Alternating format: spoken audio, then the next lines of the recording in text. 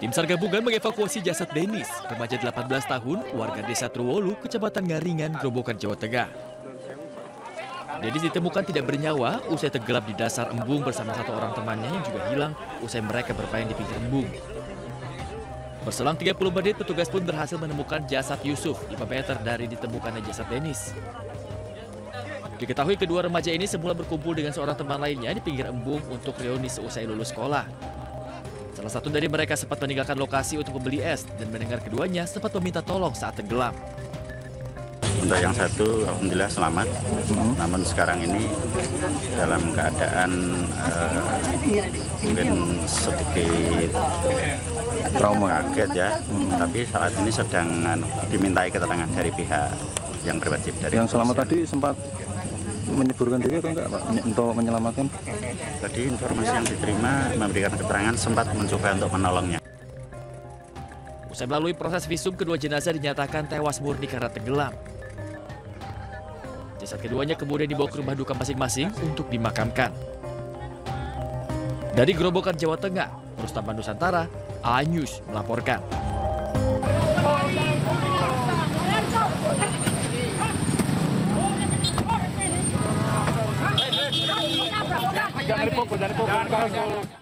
Video amatir warga merekam kecelakaan beruntun yang melibatkan 6 mobil di Medan, Sumatera Utara. Warga yang tersulut emosi akibat kecelakaan berusaha mengeluarkan pengemudi sedan mewah dari mobilnya untuk meminta pertanggungjawaban.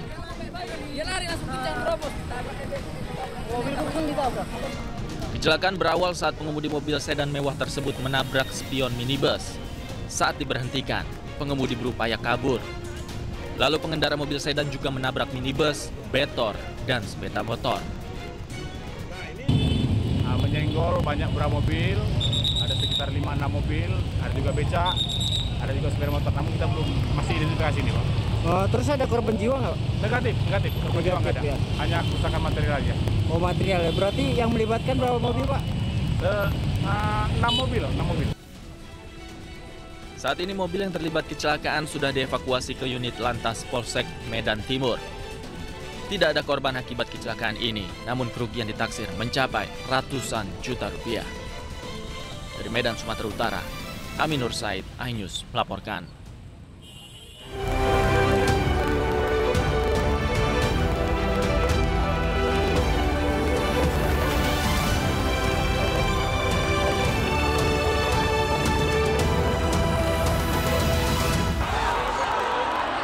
Ribuan pencari kerja berdesak-desakan hingga pingsan di Bursa Pencarian Kerja Kabupaten Bekasi, Jawa Barat.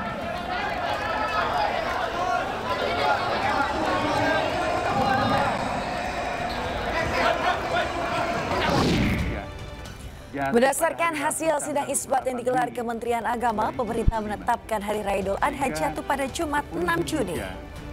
Atau nanti Idul Adha. Presiden Prabowo Subianto mengadakan pertemuan bilateral dengan Perdana Menteri Singapura Lawrence Wong di sela KTT ASEAN Kuala Lumpur, Malaysia.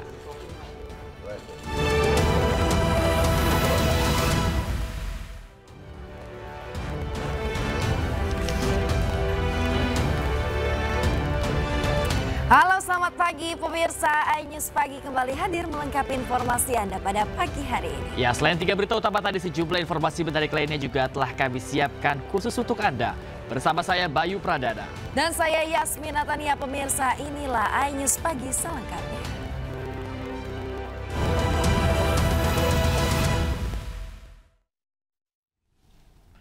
iNews Pagi hari ini diawali dengan informasi di mana diduga remblong sebuah truk menabrak pikap dan motor di Kabupaten Probolinggo, Jawa Timur. Akibat kejadian tersebut, 4 orang tewas.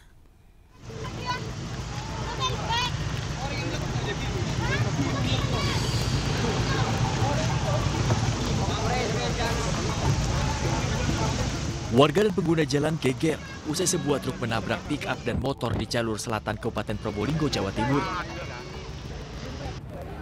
Kerasnya hantaman membuat pikap ringsek, sementara truk terguling ke sungai. Akibatnya sopir, kernet truk, pengendara pikap, dan pengendara motor tewas.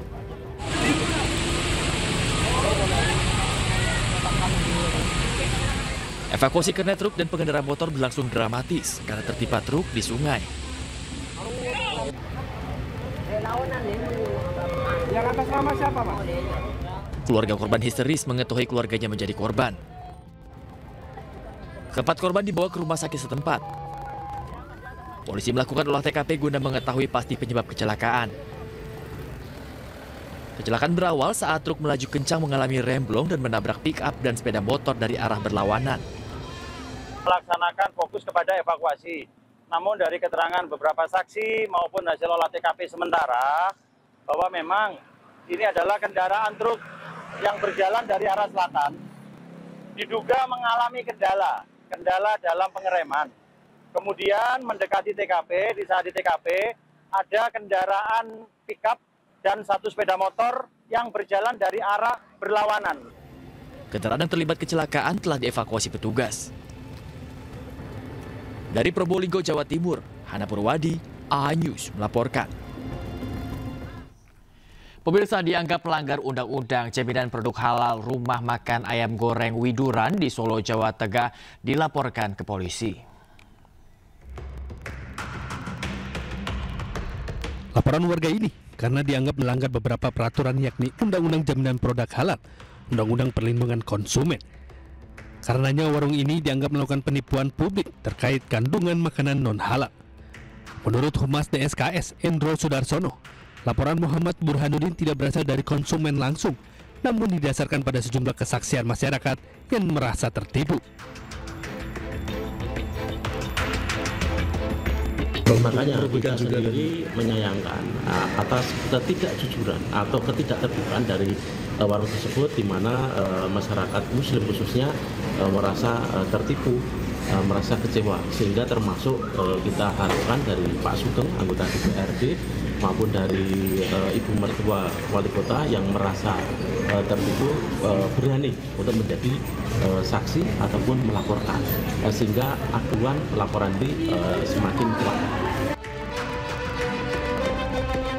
Hendro merinci tidak adanya keterangan sejak awal bahwa produk mengandung bahan non-halal, merugikan konsumen Muslim yang memiliki hak atas informasi produk.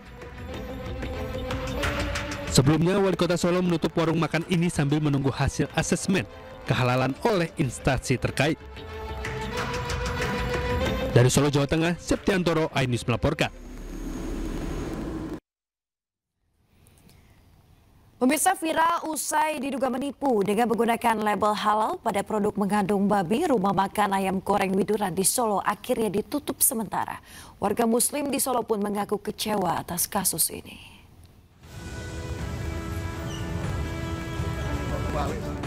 Viral karena diduga melakukan penipuan dengan mengklaim berbagai produk halal, rumah makan legendaris ayam goreng Widuran di Solo, Jawa Tengah disidak Wali Kota Solo, Respati Ardi. Sayangnya, saat sidak berlangsung, pemilik rumah makan ayam goreng Widuran ini tidak berada di tempat. Wali Kota Solo pun menghubungi pemilik rumah makan melalui sambungan telepon dan memerintahkan restoran untuk tutup sementara hingga proses asesmen rampung.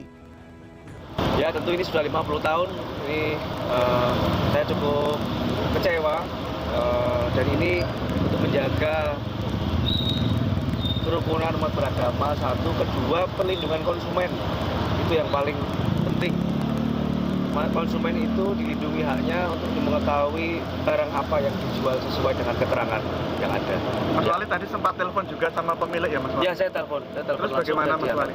Ya, beliau saya sampaikan, ya demi kebaikan bersama bersedia menutup.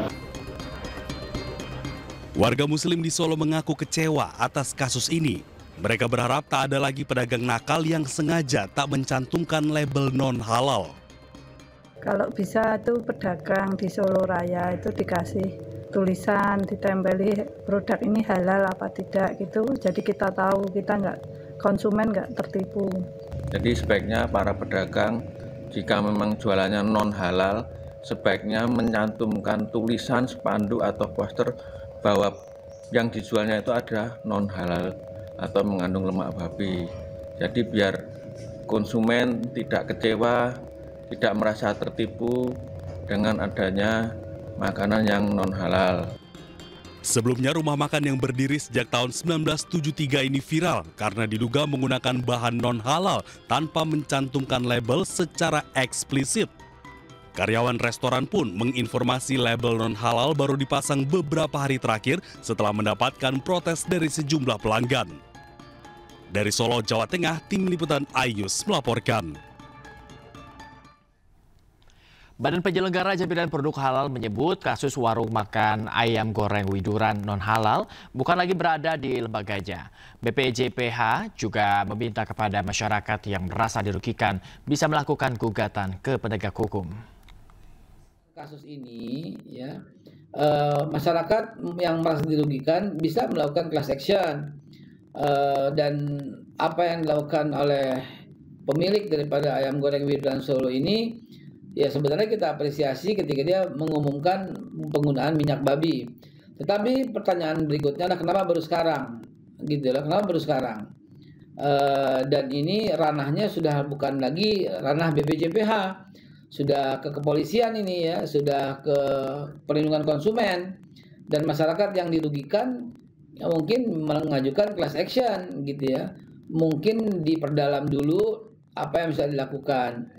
Dan kami sebenarnya melakukan apresiasi juga ketika berani mengatakan yang sebenarnya. Namun, ya, jangan dipotong kalimatnya, ya. Namun ini telah berlangsung terlalu lama, ya. Menyembunyikan hal yang sangat krusial, yang sangat sensitif dan menyakiti hati umat, terutama umat Islam yang tentu diharamkan memakan unsur babi yang selama ini digunakan. Pemirsa, MUI Kota Solo menganggap pemilik restoran widuran menipu masyarakat karena menggunakan minyak babi di ayam goreng yang mereka jual. MUI meminta penjual terbuka jika memang produk yang dijual tidak halal agar tidak merugikan masyarakat. Jualan ayam goreng itu tahunya kan halal karena memang ayam itu menurut Islam kan halal ya. Nggak tahunya dicampur dengan yang haram, yaitu minyak babi. Jadi ya akhirnya ayam yang seharusnya halal menjadi haram. Nah ini yang ada unsur penipuan, nggak jujur. Kami sangat menyesalkan usaha yang seperti itu, kuliner tapi tidak jujur. Pemerintah melalui Kementerian Agama gelar sidang isbat guna menetapkan Idul Adha 2025. Berdasarkan hasil sidang isbat yang digelar Selasa malam, Idul Adha jatuh pada Jumat 6 Juni 2025 mendatang. Maka kita bisa menyimpulkan bahwa tanggal 1 Zulhijjah jatuh pada hari Rabu tanggal 28 Mei 2025, sehingga 10 Zulhijjah atau nanti Idul Adha bertepatan dengan hari Jumat tanggal 6 Juni 2025. Ya, demikian hasil sidang isbat yang baru saja kita laksanakan dan disepakati bersama. Pemirsa, sebelumnya pimpinan Pusat Muhammadiyah telah menetapkan Hari Raya Idul Adha jatuh pada Jumat 6 Juni 2025. Ya, sudah menetapkan bahwasannya pelaksanaan Hari Raya Idul Adha itu jatuh pada hari Jumat tanggal 6 Juni 2025 dan puasa Arafahnya hari Kamis tanggal 5 Juni. Sapi jumbo jenis simental dengan bobot 1 ton lebih dipilih menjadi sapi kurban Presiden Prabowo. Sapi ini dibeli dari sebuah peternakan di Gunung Putri, Bogor, Jawa Barat.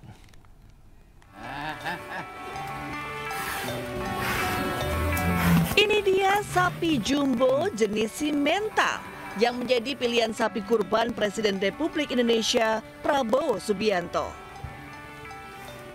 Sapi yang diberi nama Matador ini dibeli dari seorang peternak bernama Bambang di daerah Bojongkulur, Gunung Putri, Kabupaten Bogor, Jawa Barat dengan harga 120 juta. Itu kotoran tuh Pak, banyak tuh Pak. Banyak Oke. tuh. Oke. Sapi jumbo pilihan dengan bobot 1 ton 60 kg ini mendapat pakan dan perawatan yang khusus agar sehat dan dagingnya padat. Selain itu, sapi ini secara rutin diperiksa oleh dokter hewan. Pilihkan untuk ke Pak Presiden Prabowo ini, kita pilihkan benar-benar sapinya yang profesional. Kita pilihkan kesehatannya dan sapinya bulat, super, komplit, bertanduk, tinggi, panjang sapinya, Mas. Rencananya, sapi jumbo ini akan dikurbankan di kediaman Presiden Prabowo Subianto di daerah Bojongkoneng, Kabupaten Bogor. Dari Kabupaten Bogor, Jawa Barat, Cayat Supriyatna, iNews melaporkan.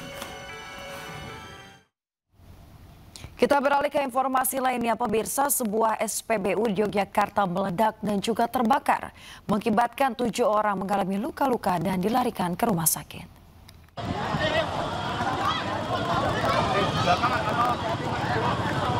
Gedong kenang, gedong tangan. Sebuah ledakan disusul kebakaran terjadi di SPBU di Jalan Letjen Suprapto, Pringgokusuman, Gedong Tengen, Kota Yogyakarta, Senin siang.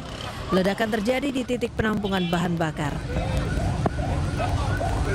Akibatnya 7 orang mengalami luka-luka dan menjalani perawatan medis. Ledakan juga mengakibatkan kaca jendela di sejumlah bangunan di sekitar SPBU pecah. Diduga ledakan tiba-tiba terjadi setelah pengisian BBM di tangki penampungan. Intinya habis ada pengisian, kemudian selesai, kemudian ada prosedur untuk pengecekan, tapi kalau tiba-tiba meledak, informasinya begitu. Ini baru informasi yang kami terima karena kami juga tidak. Perlu waktu berapa lama pemadaman Pak dari sampai ini pendinginan? Peristiwa ledakan dan kebakaran masih dalam penyelidikan aparat kepolisian. Dari Yogyakarta, Gunanto Farhan, iNews melaporkan. Aksi demonstrasi menuntut pemekaran Provinsi Pulau Sumbawa berujung ricuh lantaran massa menutup aksi menuju Pelabuhan Poto Tano, Sumbawa Barat. Sekali-kali kalian menindas ahli waris ada. Mundur, jalan. Jangan arahkan pentingan. Massa yang tergabung dalam Komite Percepatan Pembentukan Provinsi Pulau Sumbawa, Sumbawa Barat berunjuk rasa demi menuntut pemekaran Provinsi Pulau Sumbawa atau PPS.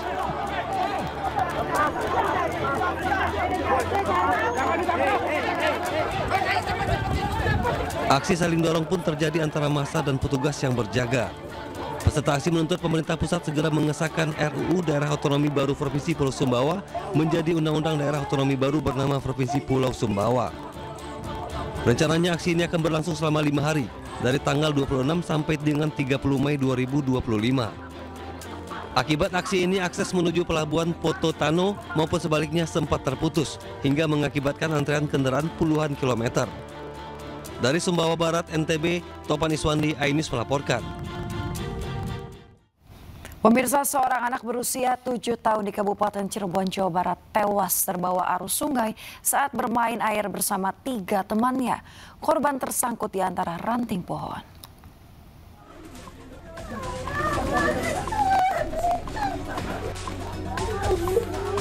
Ibu ini menangis histeris saat melihat jenazah anaknya tiba di rumah duka di Desa Buntet, Kecamatan Astana Japura, Kabupaten Cirebon. Korban Sauki 7 tahun ini tewas tenggelam akibat terseret arus sungai. Setelah proses pencarian petugas, korban ditemukan 1 km dari titik awal dan tersangkut di antara ranting pohon di dasar sungai. Awalnya, korban bermain air bersama 3 temannya di Sungai Kedung Subur. Namun saat bersamaan, air bah dari hulu datang dan menerjang korban hingga hanyut. Sementara ketiga temannya selamat, langsung minta bantuan ke warga sekitar. Ya sering sih, sering karena memang anak-anak ya. Anak-anak kalau umpama tidak hujan main di situ. Terus saya dengar sih 4 orang. Ini yang terseret air 1 berarti? 1 orang. Jenazah korban rencananya akan dimakamkan di tempat pemakaman umum desa setempat. Tugas mengimbau para orang tua mengawasi aktivitas anaknya guna hindari hal serupa kembali terjadi. Dari Cirebon, Jawa Barat, Toy Iskandar melaporkan. Ribuan pencari kerja mendatangi bursa pencarian kerja yang digelar di kawasan Cikarang Utara, Kabupaten Bekasi, Jawa Barat. Membludaknya pencari kerja membuat sejumlah pelamar kerja berdesak-desakan hingga pingsan.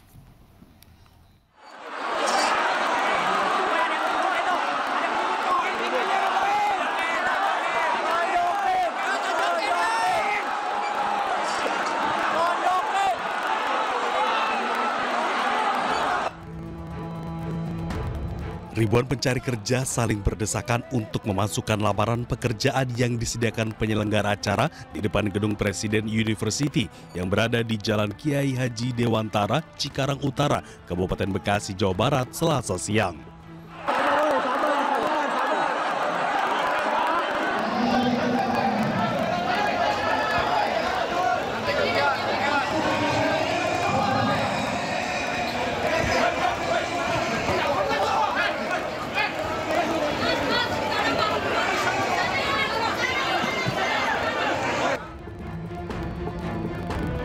Minimnya pengamanan dari panitia membuat ribuan pencari kerja jatuh pingsan. Selain itu, beberapa pekerja sempat saling adu mulut dan nyaris terjadi kericuhan antar pencari kerja. Dari rumah dari jam 7. Ada antrean berapa jam? Apa? Antrean berapa jam? Antreannya bisa sampai sejam setengah. Iya, berjam-jam. Apa? Iya, kesak-kesakan, dorong-dorongan. Sebanyak 64 perusahaan membuka lowongan kerja dengan merekrut 2.700 lebih tenaga kerja.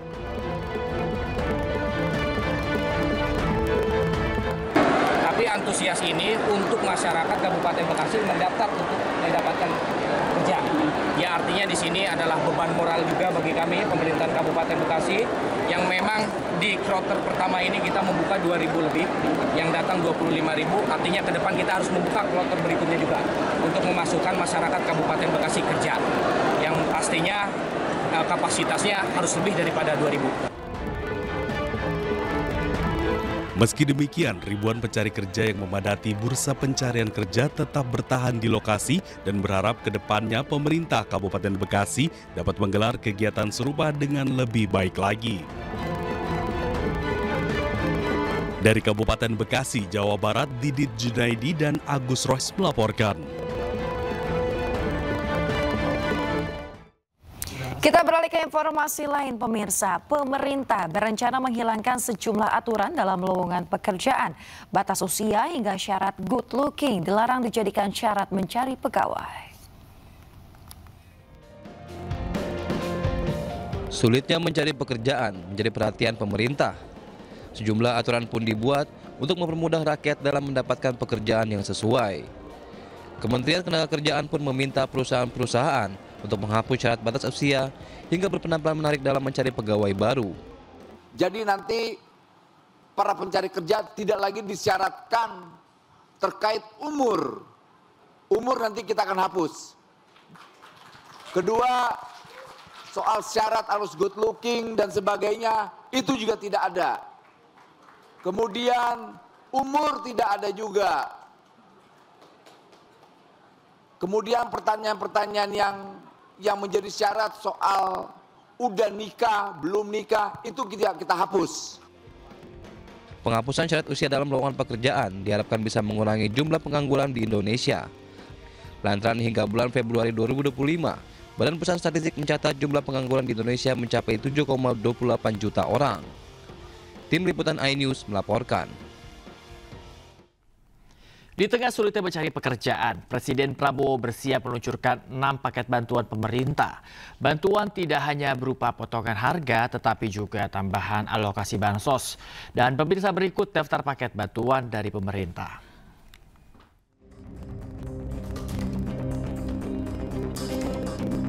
Pertama, ada diskon transportasi untuk angkutan laut, kereta api, dan pesawat. Rencananya diskon akan diterapkan selama bulan Juni hingga Juli 2025. Kemudian pada bulan Juni dan Juli, pemerintah juga menerapkan potongan tarif tol di sejumlah jalur dengan target 110 juta pengendara. Tak hanya itu, 79,3 juta rumah tangga dengan daya di bawah 1.300 volt ampere akan mendapatkan diskon 50%. Diskon ini akan berlaku selama bulan Juni hingga Juli 2025. Pemerintah juga akan menambahkan alokasi bansos. Kartu sembako hingga bantuan pangan akan diberikan bagi 18,3 keluarga penerima bantuan. Kemudian Presiden juga janjikan akan memberikan bantuan berupa subsidi upah bagi pekerja dengan gaji di bawah 3,5 juta atau di bawah UMP. Tak hanya itu, bantuan subsidi upah juga menyasar guru honorer. Terakhir, ada diskon iuran jaminan kecelakaan kerja. Diskon diberikan untuk buruh di sektor padat karya. Tim Liputan, iNews melaporkan.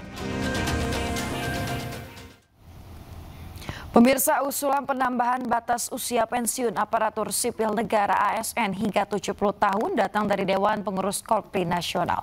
Pemerintah menyatakan akan mempertimbangkan berbagai aspek termasuk regenerasi dalam tubuh ASN.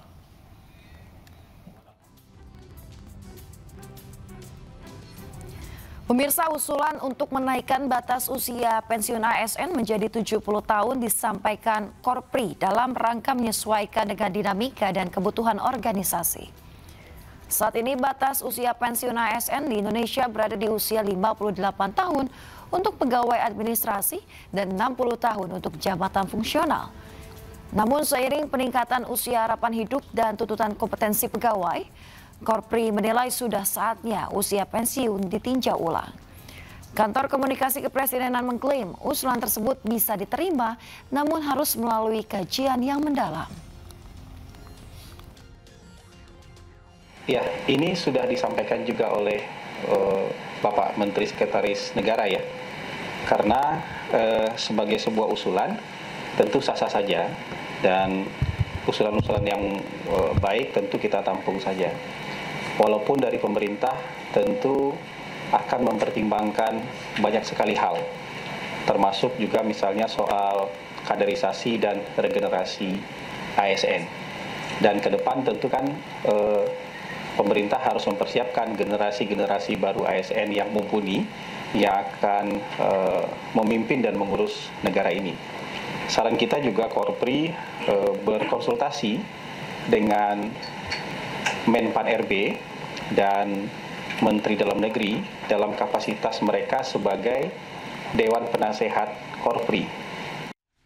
Pemirsa, pengemudi mobil mewah atas nama Cristiano Tarigan yang menabrak mahasiswa pengemudi motor di Sleman, Yogyakarta ditetapkan sebagai tersangka oleh Polda Daerah Istimewa Yogyakarta.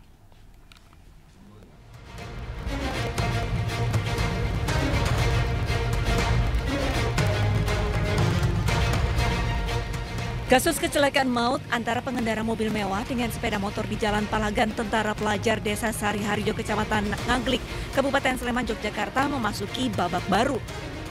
Usai kejadian, petugas Ditlantas Polda DIY bersama dengan Satlantas Polresta Sleman melakukan olah tempat kejadian perkara di lokasi kejadian. Dalam olah TKP yang berlangsung sekitar 45 menit, polisi juga sempat menutup ruas jalan untuk memperlancar olah TKP. Usai olah TKP serta memeriksa sejumlah saksi, pengemudi mobil mewah atas nama Cristiano Tarigan ditetapkan sebagai tersangka. Terkait kasus tersebut dan sudah menaikkan status dari penyelidikan ke penyidikan. Dilanjutkan dengan penetapan tersangka. Adapun tersangka yang ditetapkan adalah pengemudi dari mobil BMW dengan inisial CPP. Sebelumnya, seorang mahasiswa Universitas Gadjah Mada meninggal setelah ditabrak mobil mewah di Sleman, Yogyakarta. Korban ditabrak saat sedang mengendarai sepeda motornya. Kecelakaan terjadi saat korban Argo Ariko Akhvandi yang mengendarai motornya akan memutar balik. Di saat yang bersamaan, di belakang korban melaju mobil yang dikemudikan Cristiano Tarigan dan menabrak korban. Akibat luka parah yang dideritanya, korban meninggal dunia di lokasi kejadian. Dari Sleman, Yogyakarta, Heru Trijoko, iNews melaporkan.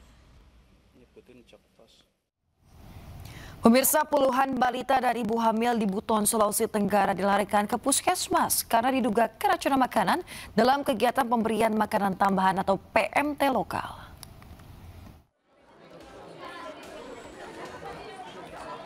Puluhan balita dan ibu hamil di Kecamatan Wolowa, Kabupaten Buton, Sulawesi Tenggara ini terbujur lemas, dirawat di unit gawat darurat hingga teras puskesmas Wolowa. Mereka mengalami pusing, muntah hingga diare. Diduga balita dan ibu hamil ini keracunan setelah menyantap makanan dalam kegiatan pemberian makanan tambahan atau PMT lokal yang diberikan puskesmas Wolowa Senin siang. Makanan yang diberikan berupa bubur, ayam, telur, pisang, dan kerupuk. Total 47 orang pasien dirawat di puskesmas. 9 orang terdiri dari 1 ibu hamil dan 8 balita dirujuk ke RSUD Kabupaten Buton. Di jam 10 kan dia hanya makan telur, pisang, sama kerupuk. Tapi ada 2 sen kata jarang, satu hari tidak suka lagi. Dia sudah pasangnya sama dia minta. Kondisi terakhir saat ini ke-9 pasien itu sudah stabil semuanya. 2 saat ini lagi dirawat di ruang perawatan anak, kondisinya baru saja saya lihat dan stabil. Kemudian 6 masih diobservasi di ruang gawat darurat. Dan 1 lagi pasien anak umur 1,3 tahun itu sementara dirawat di ICU. Sebagian korban masih dirawat di puskesmas dan RSUD Buton, sedangkan beberapa pasien yang kondisinya membaik sudah dipulangkan. Sementara kasus keracunan massal ini masih ditangani pihak kepolisian dan Sidokes Polres Buton. Dari Kabupaten Buton, Sulawesi Tenggara, Andi Eba, iNews melaporkan. Polisi menggelar olah TKP praktik aborsi ilegal yang melibatkan seorang aparatur sipil negara di Makassar, Sulawesi Selatan. Polisi menemukan janin yang dikubur di belakang rumah pelaku.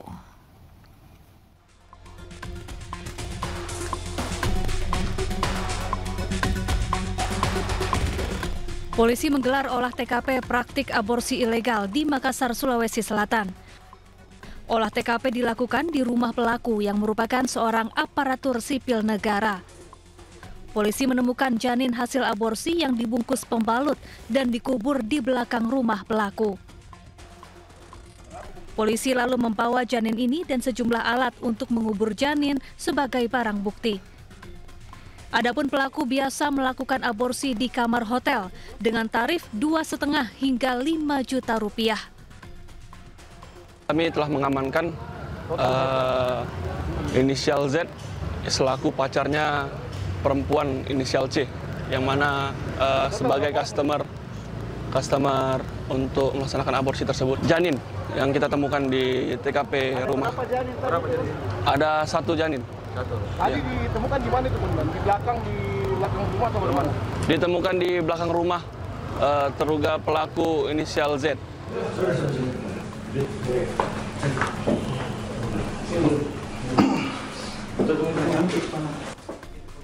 Sebelumnya, warga digemparkan dengan terungkapnya praktik aborsi ilegal yang melibatkan seorang oknum ASN yang bekerja di puskesmas. Polisi lalu menangkap seorang mahasiswi pasca sarjana bersama seorang rekannya. Mahasiswi ini diduga merupakan pengguna jasa aborsi pelaku. Dari Makassar, Sulawesi Selatan, Yol Yusfin, iNews melaporkan. Kejaksaan Agung menggeledah 2 apartemen di Jakarta terkait kasus dugaan korupsi pengadaan laptop di Kemendikbudristek. Informasi selengkapnya usai jeda yang satu ini, tetaplah di iNews Pagi.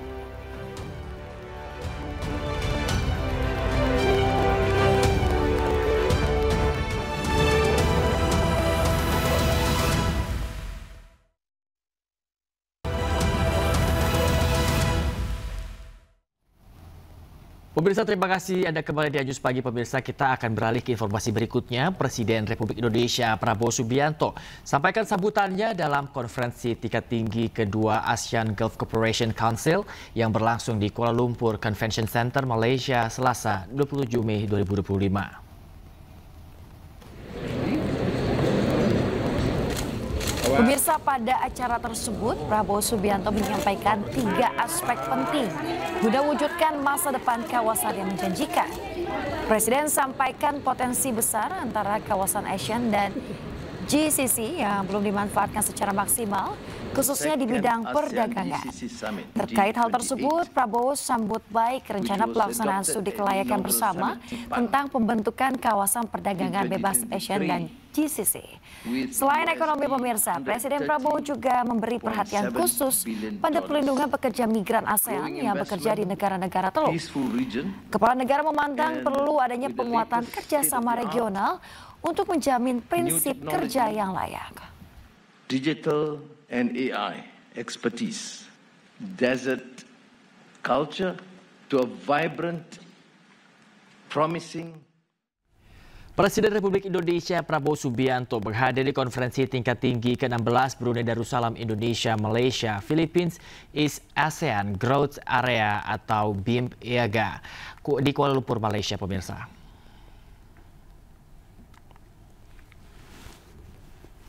Presiden Prabowo bersama jajaran Menteri Kabinet Merah Putih berfokus pada penguatan konektivitas dan pembangunan ekonomi kawasan Timur ASEAN. Selain itu, Indonesia juga serius dalam memperkuat kerjasama ekonomi, investasi, dan pembangunan infrastruktur di kawasan Timur Indonesia yang merupakan bagian vital dari skema BIM-IAGA.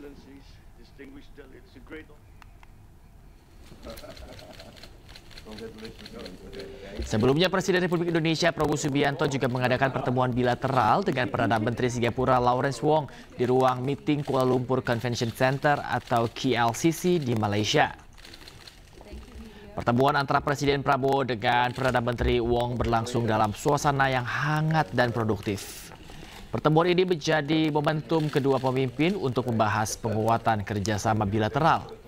Selain itu, pemirsa, Presiden Prabowo menggarisbawahi pentingnya kerjasama yang erat dalam menghadapi situasi geopolitikal yang tidak menentu.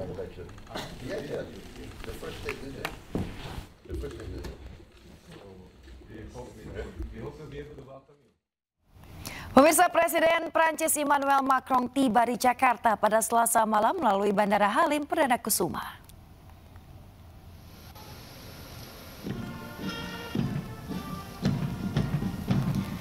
Pemirsa, Presiden Prancis Emmanuel Macron tiba di Jakarta disambut Menteri Pertahanan Syafri Samsudin, Menteri Luar Negeri Sugiono, Wakil Gubernur Jakarta Rano Karno, serta Duta Besar Prancis untuk Indonesia Fabien Penone. Kedatangan Macron merupakan kunjungan kenegaraan usai Presiden Prancis melakukan lawatan ke Vietnam. Selain itu, pemirsa, Emmanuel Macron akan mengunjungi Candi Borobudur serta Akademi Militer di Magelang, Jawa Tengah bersama Presiden Republik Indonesia Prabowo Subianto. Diharapkan kunjungan tersebut dapat lebih mempererat kerjasama bilateral antar kedua negara.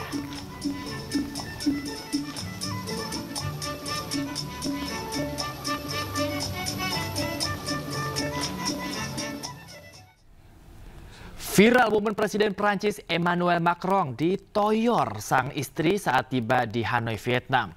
Macron pun membantah telah terjadi perselisihan rumah tangga dan menyebut dirinya sedang bercanda.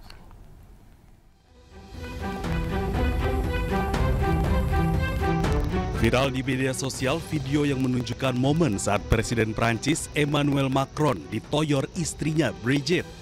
Insiden yang terekam kamera ini terjadi sesaat setelah pesawat kepresidenan Prancis mendarat di Hanoi pada Minggu malam.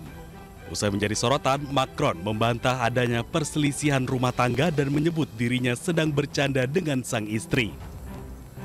Je vais dire une vidéo beaucoup de bêtises. Sur ces 3 vidéos, j'ai ramassé un Kleenex, serré la main à quelqu'un et juste plaisanter avec mon épouse comme on le fait incident turc, et que là maintenant je suis en train d'avoir une scène de ménage avec ma femme. Rien de tout ça n'est vrai, pourtant ces 3 vidéos sont vraies. Donc il faut que tout le monde se calme et surtout s'intéresse au fond de la question. Macron mengaku heran karena insiden kecil tersebut menjadi pembahasan besar. Bahkan ia mencurigai keterlibatan jaringan yang melibatkan Rusia dan para ekstremis Prancis atas berbagai komentar negatif yang muncul di media sosial.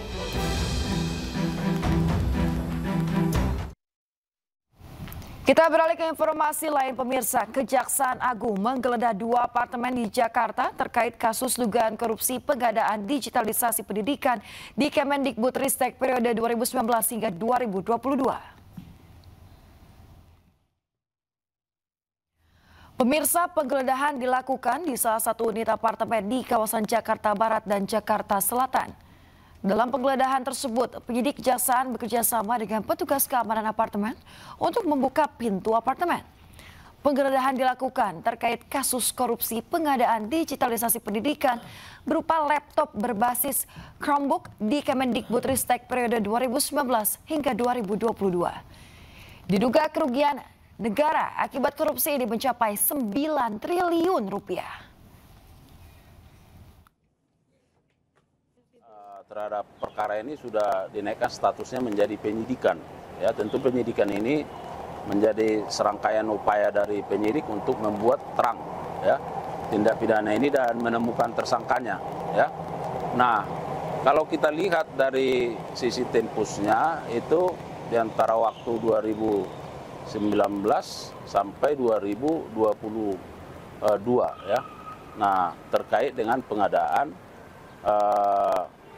Chromebook ya yang nilainya anggarannya sekitar 9,9 triliun lebih ya, hampir 10 triliun. Sejumlah kader PDI Perjuangan melaporkan Menteri Koperasi Budi Ari Setiadi ke Barreskrim Polri. Budi Ari dilaporkan karena dugaan pencemaran nama baik dan fitnah kepada kader PDI Perjuangan.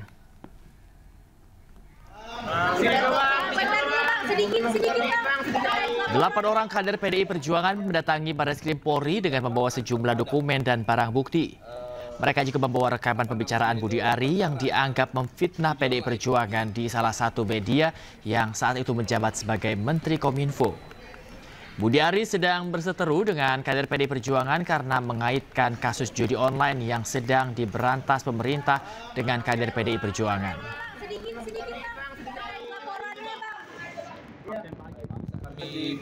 Sampaikan adalah ada video yang utuh, ada rekaman yang utuh pembicaraan yang Budi Ari dengan salah satu dari media juga. Nah, dari situ kami membuat laporan. Ya. Kami ini sebagai kader PDI Perjuangan ya merasa tersakiti atas pernyataan ya yang disampaikan oleh Budi Ari yang menuduh katanya PDI Perjuangan yang main ini semua. Dan Bapak Budi Gunawan. Nah, ini kami PDI Perjuangan, kader PDI Perjuangan, kami merasa bahwa apa yang disampaikan itu adalah fitnah yang mungkin menurut teman-teman juga akan menjadi sesuatu hal yang menyakiti. Saja untuk bisa menghindari fitnah dan menghindari hal-hal yang tidak diharapkan, karena menyebutkan satu nama atau satu lembaga tanpa bukti, ya tentu saja pasti ada pihak-pihak yang kemudian tersakiti. Jadi sebaiknya klarifikasi hal tersebut. Dari hal ini Bu Mega mengaku kecewa. Bagaimana memang untuk reaksi Bu Mega, Mbak, terkait dengan hal ini? Saya nggak komentar dengan hal itu. Pemirsa, mantan Menkominfo Budi Ari Setiadi disebut-sebut terima komisi 50% dalam praktik website judi online. Tampaknya muncul dalam dakwaan jaksa di sidang kasus judi online Kemenkom DJ. Gusti Allah, boten sare. Nama Budi Ari Setiadi disebut-sebut dalam dakwaan jaksa penuntut umum di sidang kasus dugaan judi online di Pengadilan Negeri Jakarta Selatan Rabu 14 Mei 2025. Dalam dakwaan jaksa, Budi Ari diduga menerima sebesar 50% dari seluruh website judi online yang dijaga. Uang ini untuk memastikan agar laman ilegalnya tidak diblokir oleh Kemenkom DJ yang saat itu dipimpin oleh Budi Ari Setiadi.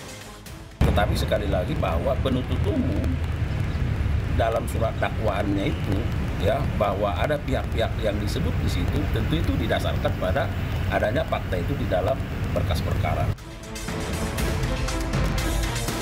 Sebelumnya, Budi Ari pernah diperiksa Barreskrim Polri pada 19 Desember 2024 yang lalu. Budi diperiksa sebagai saksi dan meminta semua pihak untuk berhenti memfitnah bahwa ia bersalah.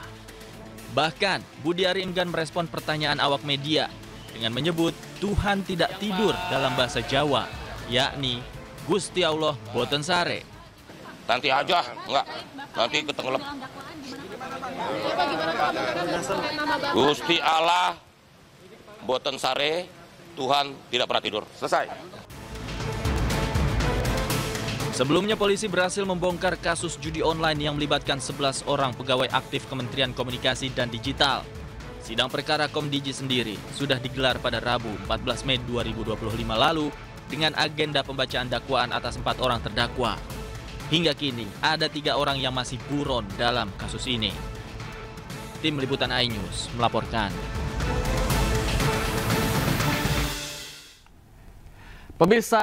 Pemirsa ahli digital forensik Resmond Hasiholan Sianipar memenuhi panggilan sebagai saksi terkait kasus tuduhan ijazah palsu Presiden ke-7 RI Republik Indonesia, maksud kami Joko Widodo. Ya semuanya. Ya. Rismond dicecar 97 pertanyaan, salah satunya mengenai metode ilmiah yang dikajinya. Meski begitu, Rismond mengaku ada sejumlah pertanyaan yang tidak mau dijawabnya. Rismond menekankan materi klarifikasi hanya terkait dengan metode ilmiah yang digunakan untuk menganalisis lembar pengesahan dan skripsi Presiden ke-7 Republik Indonesia Joko Widodo.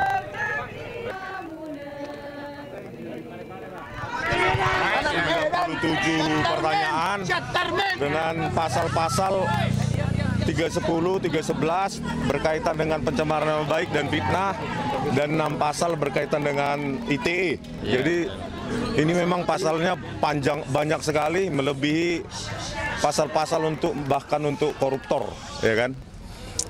Saya tadi ditanyakan sejumlah pertanyaan yang berkaitan dengan metode-metode ilmiah yang saya kaji, tetapi ada sejumlah jawaban, sejumlah pertanyaan yang saya tidak berkenan untuk saya jawab, ya karena itu berkaitan nanti dengan hal-hal teknis, bagaimana saya mengkaji secara ilmiah apa yang saya teliti berkaitan dengan ijazah, lembar pengesahan Pak Joko Widodo yang kami dapatkan langsung dari UGM maupun dari ijazah yang diupload oleh saudara. Jadi sesuai dengan diminta untuk klarifikasi, dari 97 pertanyaan banyak yang di default tadi, jadi kita nggak jawab karena nggak ada hubungan dengan pemanggilan. Jadi keanehan gitu, klarifikasi tapi ditanya yang lain-lain yang tidak ada sesuai dengan sesuai undangan yang ada. Pemirsa, Roy Suryo CS meragukan hasil pemeriksaan Bareskrim Polri terkait keabsahan ijazah Joko Widodo. Metode yang digunakan Bareskrim dituding tidak transparan.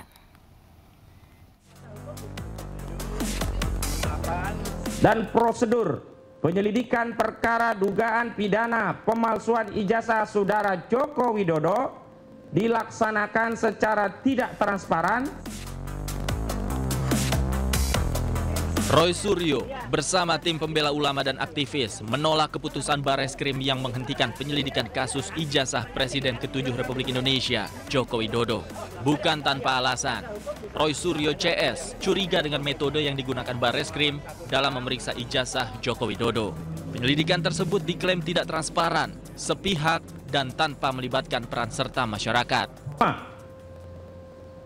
Bahwa tahapan, proses, dan prosedur penyelidikan perkara dugaan pidana pemalsuan ijazah saudara Joko Widodo dilaksanakan secara tidak transparan, sepihak, tanpa melibatkan peran serta masyarakat. Padahal penyelidikan perkara dugaan pidana pemalsuan ijazah saudara Joko Widodo bermula dari adanya aduan masyarakat atau DUMAS yang dilakukan oleh Dr. Egy Sujana SHMSI dari tim pembela ulama dan aktivis atau TPUA. Kedua, bahwa pengumuman hasil penyelidikan perkara dugaan pidana pemalsuan ijazah saudara Joko Widodo yang pada pokoknya menyatakan ijazah yang dimiliki saudara Joko Widodo identik dan penyelidikan perkara dugaan tindak pidana pemalsuan ijazah saudara Joko Widodo dihentikan tidak sesuai dengan tahapan, proses, dan prosedur penanganan perkara pidana dengan pendekatan Scientific Crime Investigation atau SCI yang selama ini menjadi acuan Kapolri Jenderal Pol Listio Sigit Prabowo dalam menangani sejumlah perkara yang menyita perhatian publik. Pihak Roy Suryo meminta gelar perkara khusus kepada Barreskrim Polri karena metode yang digunakan oleh Barreskrim sebelumnya dinilai tidak sesuai prosedur dan tidak menggunakan metode Scientific Crime Investigation. Dari Jakarta, Tim Liputan iNews melaporkan.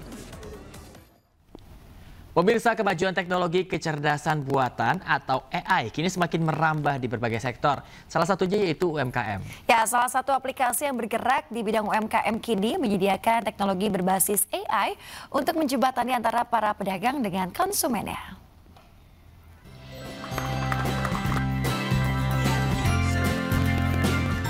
Kementerian UMKM bekerja sama dengan perusahaan teknologi MP Store meluncurkan inovasi digitalisasi pasar tradisional berbasis kecerdasan buatan atau AI untuk mendorong transformasi UMKM.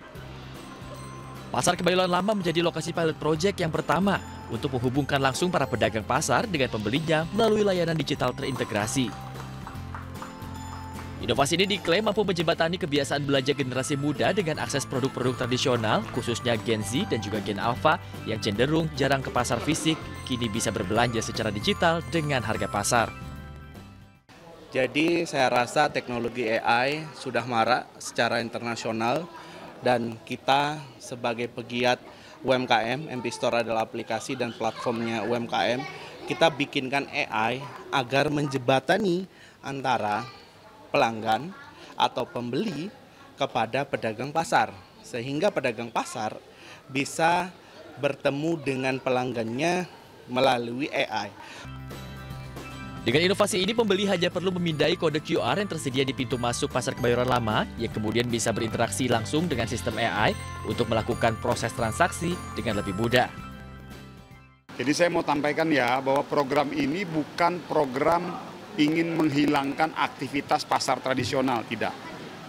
Justru kita tetap ingin mempertahankan aktivitas di pasar tradisional, namun kita ingin mencoba mendorong, memotivasi, mulai mengakrabkan dan mengajak para pedagang-pedagang tradisional untuk sudah mulai ramah dengan pasar digital ataupun aktivitas-aktivitas di ruang digital. Setelah berhasil diterapkan di Pasar Kebayoran Lama, program ini dijadwalkan meluas ke berbagai daerah lain di seluruh Indonesia. Dari Jakarta, Jen Cahyani, Aulia Syah Ramadan, iNews melaporkan.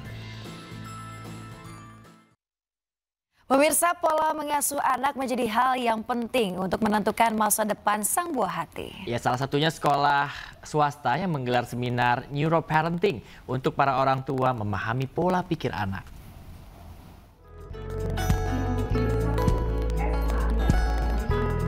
Yayasan Pesantren Islam Al-Azhar melalui TK Islam Al-Azhar Pusat menggelar seminar parenting dengan mengangkat tema Parenting Islami yang membantu anak tumbuh bahagia.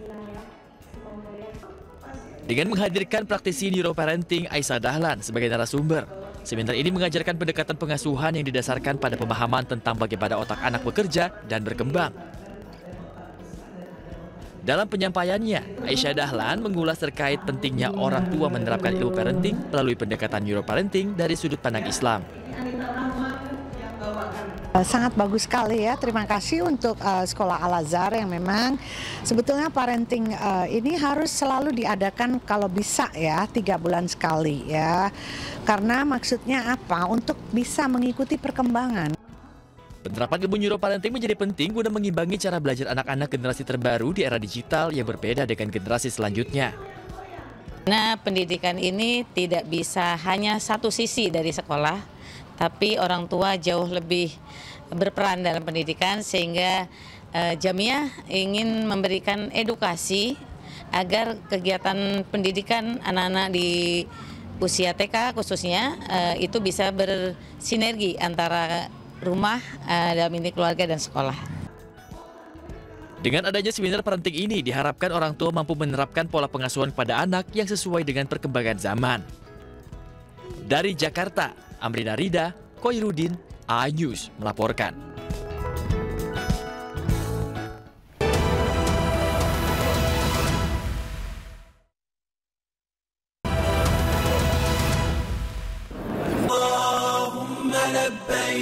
لبيك لا شريك لك لبيك إن الحمد والنعمة لك والملك لا شريك لك.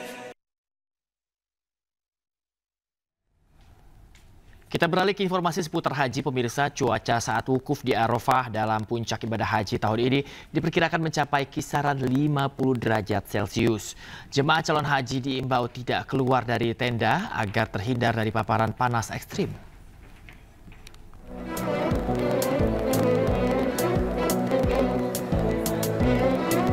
Cuaca di Arafah diperkirakan mencapai 50 derajat Celcius saat puncak haji.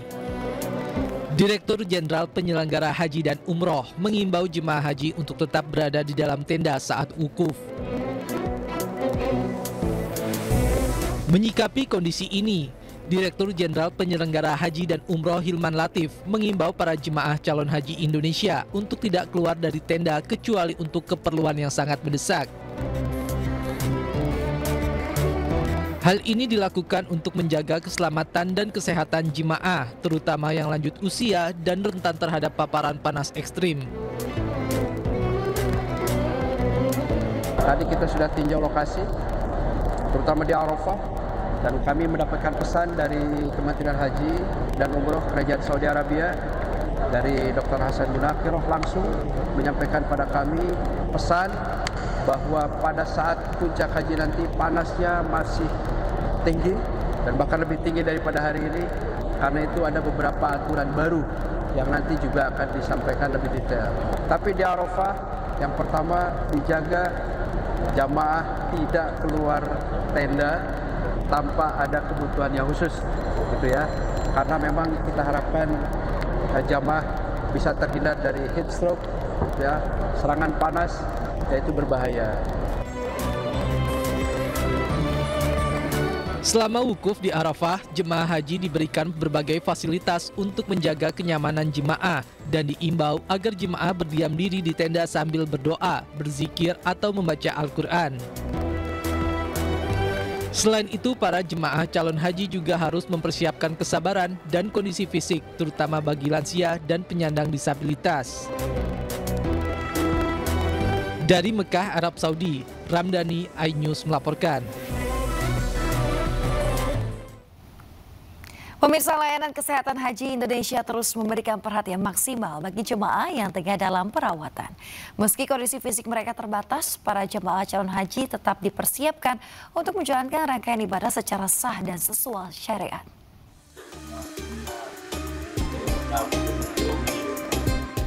Di Klinik Kesehatan Haji Indonesia, Daerah Kerja Madinah, para jemaah yang tengah dirawat tetap mendapatkan pendampingan dan persiapan untuk menunaikan ibadah haji. Meski dalam kondisi pemulihan, mereka dipastikan tetap menjalankan ibadah sesuai syariat. Diketahui, batas akhir pemindahan pasien ke Mekah ditetapkan hingga 31 Mei mendatang. Upaya perawatan guna mempersiapkan jemaah menghadapi puncak ibadah haji di Arafah, Musdalifah, dan Mina. Saat ini ada 14 jemaah dirawat di KKHI Madinah dan 35 lainnya di Rumah Sakit Arab Saudi. Sebagian besar jemaah menderita penyakit kronis seperti jantung, paru, diabetes, dan hipertensi. Jemaah yang kondisinya membaik akan dipindahkan secara bertahap ke Mekah. Mereka mempunyai penyakit penyerta yang dibawa dari tanah air, yang kencing manis, hipertensi. Kita upayakan sebelumnya jemaah haji sudah semuanya bisa dievakuasi ke Mekah. Insya Allah kita siap untuk melakukan pelayanan kesehatan di pos kesehatan di Mina.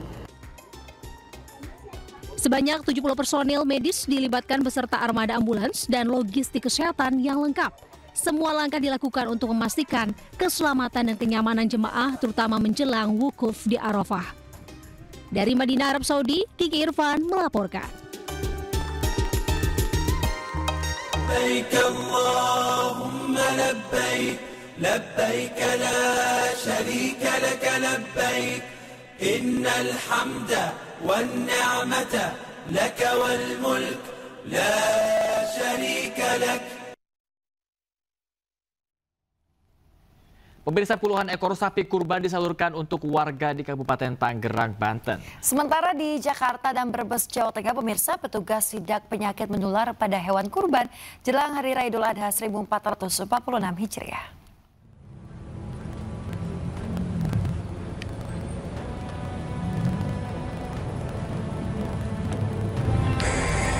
Jelang Hari Raya Idul Adha 1446 Hijriah, pemerintah Kabupaten Tangerang menyalurkan 90 ekor sapi kurban untuk warga. Puluhan ekor sapi kurban ini akan didistribusikan ke 29 kecamatan melalui Dewan Masjid Indonesia dan Badan Amil Zakat Nasional. Pendistribusian sapi kurban ini sebagai wujud kepedulian pemerintah dan merupakan program rutin. Jumlahnya untuk tahun sekarang 30 itu melalui DMI dan kita nanti melalui Basnas atau melalui juga pengurus dari Al-Amjad ini juga kita akan mengirimkan juga sejumlah 60. Jadi totalnya 90 lah. Tidak hanya menyalurkan hewan kurban, di Jakarta petugas menggelar pemeriksaan kesehatan ke sejumlah lapak pedagang hewan kurban untuk mengantisipasi penyakit menular pada hewan kurban seperti antraks, penyakit kuku dan mulut atau PMK. Selain mengambil sampel darah dan air liur, petugas juga memeriksa usia hewan kurban serta kelengkapan dokumen asal hewan kurban tersebut. Seluruh hewan kurban yang lolos uji kesehatan kemudian ditempeli stiker sehat oleh petugas. Sejumlah pedagang hewan kurban musiman menyambut baik pemeriksaan kesehatan tersebut. Adanya ini pemeriksaan kesehatan juga untuk para pembeli, jadinya 100% kalau kambing ini benar-benar sehat, sudah dijamin sehat. Tidak hanya di Jakarta, pemeriksaan hewan kurban dilakukan di sejumlah peternakan warga di Desa Sisalam, Kecamatan Wanasari, Kabupaten Brebes. Satu persatu hewan kurban diperiksa kesehatannya, mulai dari mulut, hidung, gigi, kulit, dan kuku. Namun jika ditemukan PMK, petugas akan melakukan karantina dan memberikan pengobatan. Petugas juga memeriksa kebersihan kandang dan cara pemberian pakan. Tim Liputan iNews melaporkan. 25 pemain mengikuti pemusatan latihan Timnas Indonesia di Gianyar, Bali. Selengkapnya usai satu ini tetaplah di iNews Pagi, pemirsa.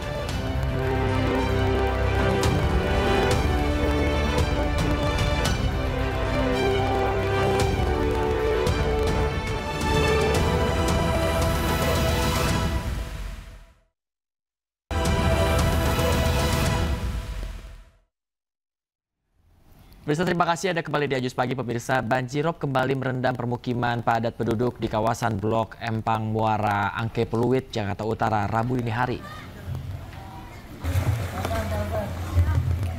Pemirsa, banjirop hari ketiga tidak hanya mengganggu aktivitas warga, namun juga akses jalan menuju Pelabuhan Muara Angke.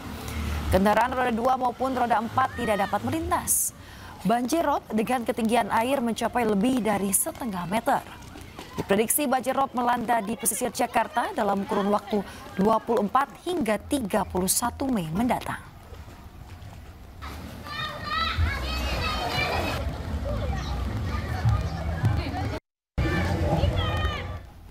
Pemirsa, 2 remaja tewas akibat tenggelam di sebuah embung di Grobogan, Jawa Tengah. Proses evakuasi jasad korban pun berlangsung dramatis.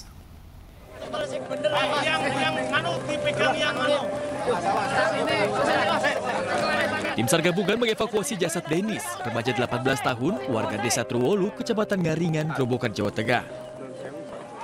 Denis ditemukan tidak bernyawa usai tenggelam di dasar embung bersama satu orang temannya yang juga hilang usai mereka bermain di pinggir embung. Berselang 30 menit, petugas pun berhasil menemukan jasad Yusuf 5 meter dari ditemukannya jasad Denis.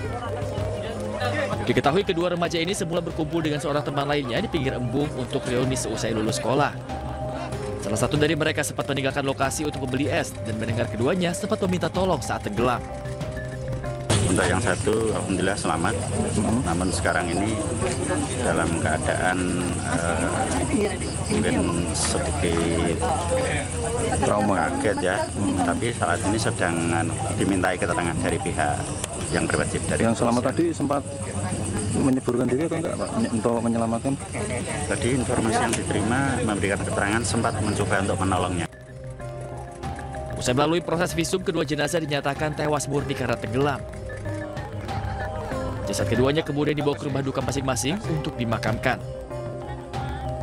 Dari Gerobokan, Jawa Tengah, Rustaman Nusantara, A-News melaporkan. Diduga remblong, sebuah truk menabrak pickup dan motor di Kabupaten Probolinggo, Jawa Timur. Akibat kejadian tersebut, 4 orang tewas.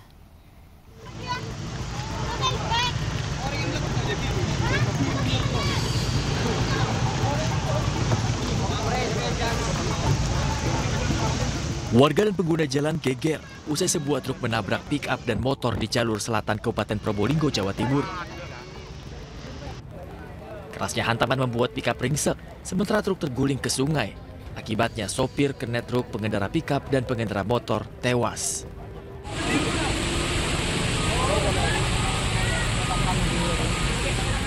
Evakuasi kernet truk dan pengendara motor berlangsung dramatis karena tertimpa truk di sungai. Yang atas nama siapa, Pak? Keluarga korban histeris mengetahui keluarganya menjadi korban. Keempat korban dibawa ke rumah sakit setempat. Polisi melakukan olah TKP guna mengetahui pasti penyebab kecelakaan. Kecelakaan berawal saat truk melaju kencang mengalami remblong dan menabrak pick-up dan sepeda motor dari arah berlawanan.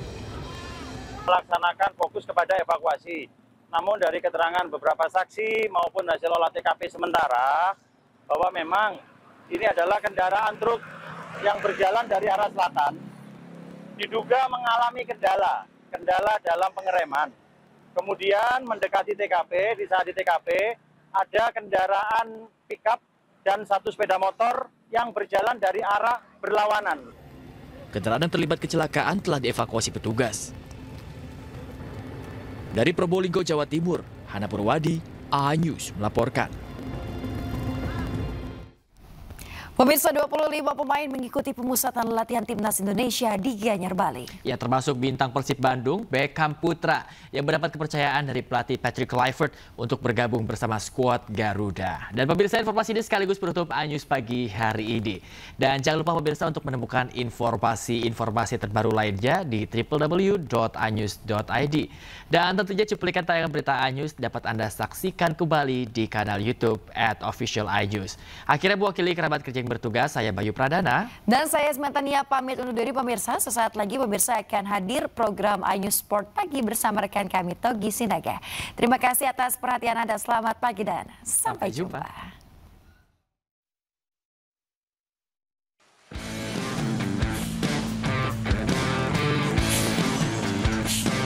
Timnas Indonesia kembali melakoni sesi latihan dari kedua pemusatan latihan di Bali United Training Center di kawasan Pantai Purnama, Kabupaten Gianyar, Bali.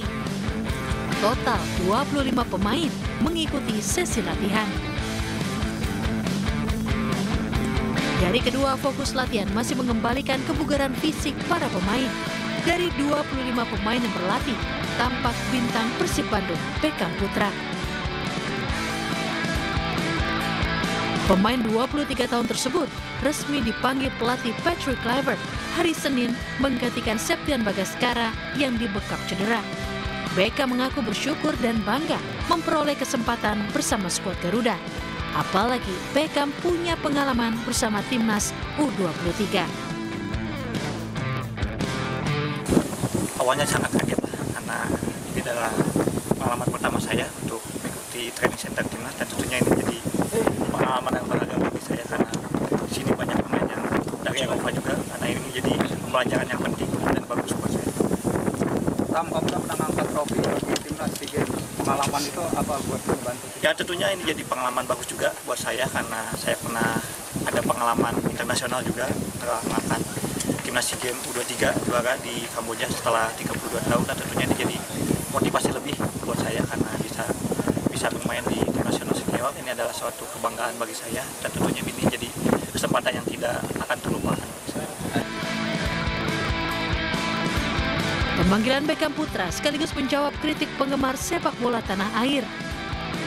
Sebelumnya publik bola heran mengapa tidak ada nama pemain Persib sebagai juara Liga 1 Indonesia yang dipanggil timnas. Sesuai agenda yang dirilis PSSI, tidak ada agenda latihan bagi timnas pada Rabu. Sesi latihan dilanjutkan pada Kamis mendatang. Dari Gianyar, Bali, Ketut Catur Kusuma Ningrat, iNews melaporkan.